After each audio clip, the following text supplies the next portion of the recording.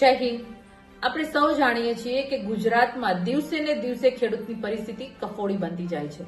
એક તરફ ખેડૂત વિરોધી માનસિકતાવાળી ભાજપ સરકાર સત્તામાં છે, એની અનીતિઓ, એના માફિયાઓ, એના ગુંડાઓ, એના દલાલો દરેક સંસ્થાઓમાં બેઠા છે। એપીએમસી થી લઈને અનેક સંસ્થાઓમાં ગોઠવાઈ ગયા છે અને ખેડૂતનું ડગલે ને પગલે શોષણ કરે છે।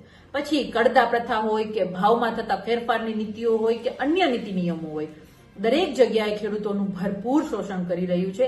એનો અમે વિરોધ કરીએ છીએ। અમે માંગણી કરીએ છીએ કે આ શોષણ બંધ થવું જોઈએ। બીજી તરફ કુદરતનો કહેર છે।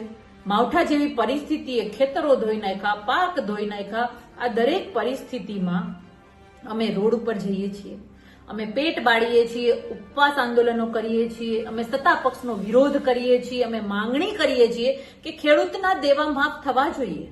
અમે કહીએ છીએ કે સહાય માટેના નાટકો બંધ કરી, સર્વેના નાટકો બંધ કરી અને તમારા બૂટ પહેરી પહેરીને ખેતરોમાં જઈને ફોટો સેશન બંધ કરી અને ખેડૂતોને સાચા અર્થમાં સહાય તાત્કાલિક આપો।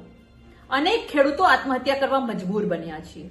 દુઃખ થાય છે, આજે અમે ખેડૂતના દીકરાઓ છીએ, અમે આ ગુજરાતના સંતાનો છીએ। અમને દુઃખ થાય છે કે અમારો જગતનો તાતની આ હાલત આ ભાજપ સરકારના રાજમાં થાય છે ને, એ અમારા માટે કઠણાઈની વાત છે, જેની ટ્રિપલ એન્જિનની સરકાર છે। આ દરેક વસ્તુ, આ દરેક પરિસ્થિતિમાં જ્યારે અમે વિરોધ કરીએ છીએ, અમે માંગણી કરીએ છીએ, ત્યારે સત્તાધારી પક્ષ તો તાનાશાહી વરસાવે છે। સત્તાધારી પક્ષ તો પોલીસનો દુરુપયોગ કરીને અમને બંધ કરે છે, બધું કરે છે।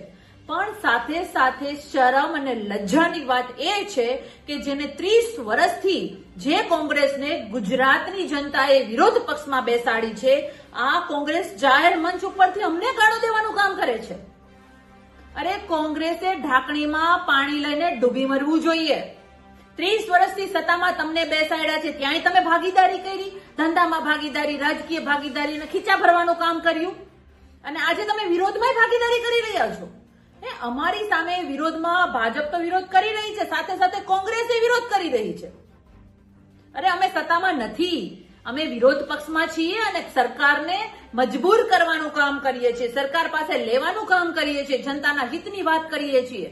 કોંગ્રેસને તો સત્તામાં વિરોધ પક્ષમાં બેસાડી છે, છતાં પણ અમને ગાળો દેવાનું કામ કરે છે। એટલે કોંગ્રેસનું જે સાચું ચિત્ર છે ને, એ ગુજરાતની જનતાએ જોઈ લીધું છે, 30 વર્ષથી જોવે છે, 30 વર્ષથી। એને તો સંવિધાનિક રીતે વિરોધ પક્ષમાં બેસાડેલી છે અને અમને તો જનતાના લોક લાડ પ્રેમ એના સહકારથી અમે તો વિરોધ પક્ષમાં છીએ।